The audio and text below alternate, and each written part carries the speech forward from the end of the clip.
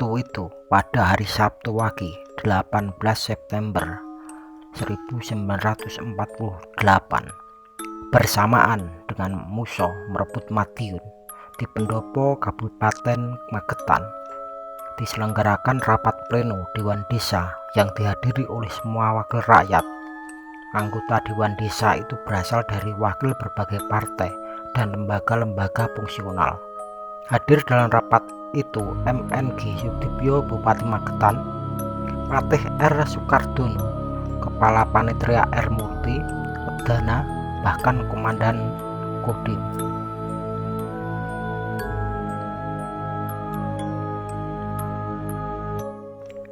Rapat Dewan Desa tersebut berlangsung sangat panas sebab FDR PKI melontarkan gagasan yang benar-benar tidak masuk akal oleh semua pihak. Dalam rapat pleno, FDR PKI bersikeras menghendaki agar Bupati Sudibyo bersama anggota Dewan Desa yang hadir menetapkan peraturan bahwa tanah bengkok yang diberikan sebagai upah untuk para pamong desa harus dibagi-bagikan kepada rakyat. Bupati Sudibyo menolak gagasan tersebut sebab masalah pembagian tanah bengkok adalah aturan pemerintah pusat sebagai imbalan atas jerih payah para aparat desa dalam mengatur pemerintahan desa. Dan sikap bupati ini mendapat dukungan dari wakil-wakil rakyat dari masing-masing dewan desa. Karena merasa mendapat hambatan untuk mencapai cita-citanya, maka FDR PKI mengulur-ngulur waktu rapat hingga malam hari. Menurut kesaksian Suwarno, salah seorang peserta rapat, FDR PKI sengaja mengulur-ngulur waktu rapat hingga malam hari. Mengingat suasana yang demikian, Bupati Sudibyo mengurus Suwarno dan Soeharto mengantarkan surat ke Resimen Madiun dengan maksud minta bantuan memecahkan persoalan tersebut. Suasana di pendopo Kadipaten Magetan semakin mencekam. Orang-orang yang ada di pendopo, kecuali orang-orang FDR PKI, digiring ke penjara Magetan. Tangan Bupati Sudibyo ditelikung ke belakang dan diikat dari tali bambu sehingga tidak dapat bergerak. Dari penjara Magetan mereka diangkut dengan gerbong lori ke loji pabrik gula Rejosari Kuranggareng.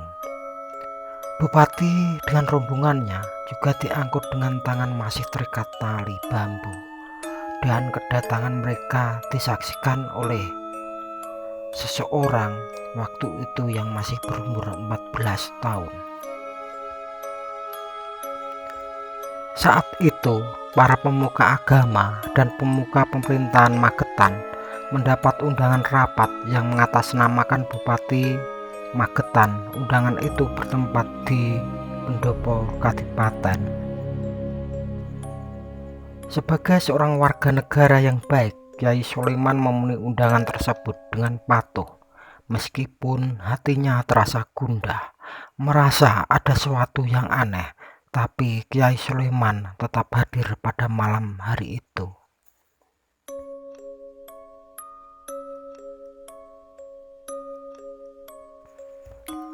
Kyai Sulaiman merupakan pengasuh pondok pesantren At-Thoirin di desa Mojopurno, Magetan. Ia mendatangi undangan tersebut bersama 200 tokoh agama dan tokoh masyarakat lainnya.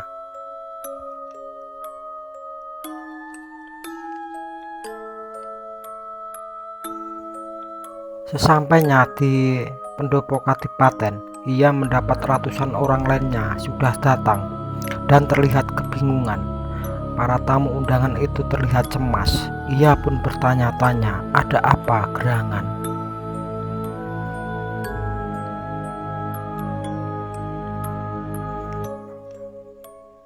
Dan ia segera menemukan jawabnya ketika melihat para aktivis FDR Front Demokrasi Rakyat, yakni tentara PKI, sedang menodongkan senjatanya. Kyai Sulaiman langsung tersadar bahwa undangan ini hanyalah jebakan PKI.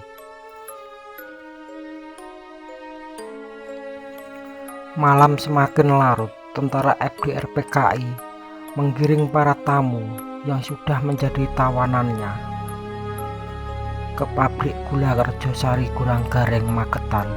Mereka dikumpulkan di loji atau gedung pabrik gula Kerjosari. Perilaku orang-orang FDR PKI semakin menjadi-jadi. Entah apa yang merasuki jiwa mereka, karena mereka laksana setan yang berwujud manusia.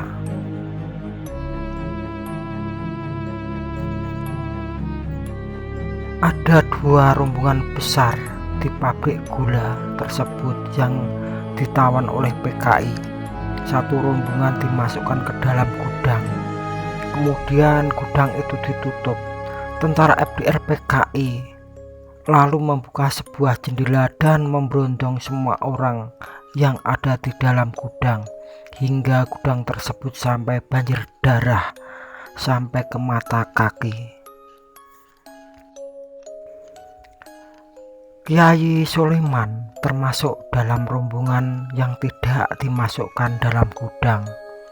Ia beserta ratusan orang lainnya disuruh naik gerbong kereta Kertapati. Ia bersama ratusan ulama dan santri dibawa ke sebuah sumur di daerah Soco.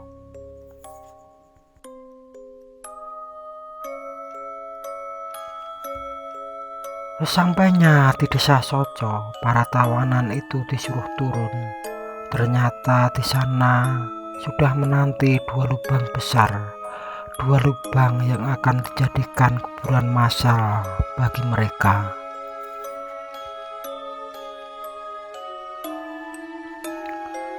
Rombongan itu disuruh turun dari kereta. Para Algujo PKI lalu menyuruh para tawanan untuk masuk ke dalam lubang. Jika melawan, maka senjata tajam mereka bertindak. Para tawanan tak punya pilihan lain, mereka masuk ke lubang kematian itu dengan patuh, termasuk Kiai Sulaiman.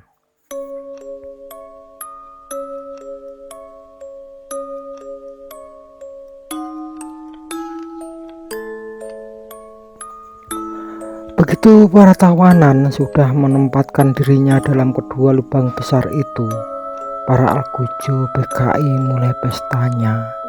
Mereka membunuh tawanan itu dengan sadis, sebuah perilaku yang tak terpikirkan oleh manusia waras yang berhati nurani.